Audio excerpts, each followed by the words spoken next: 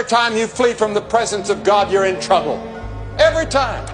Every time you miss your devotional life. Every time you miss your time of prayer. Every time you miss your time of reading the Word.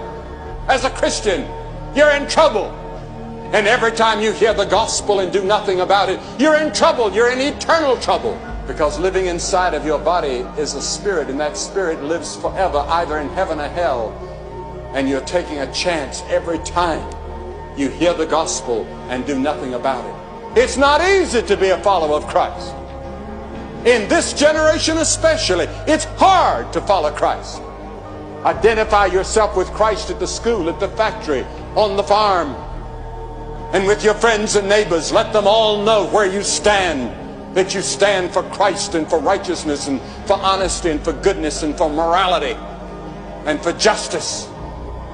And that's not easy in our generation.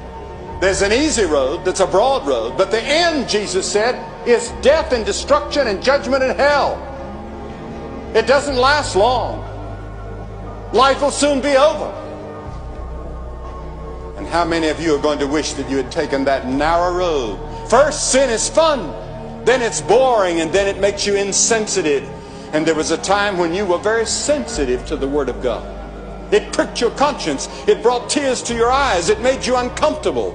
And now you turn away without any feeling at all. You're sleeping the sleep. You've been sedated by sin. No matter what your sin, no matter how deep in sin you've been, God is in the forgiving business because of what Christ did on the cross. I'm not going to heaven because I'm good. I'm not going to heaven because I preached to thousands of people. I'm going to heaven like anybody else by the way of the cross, where Christ died for me.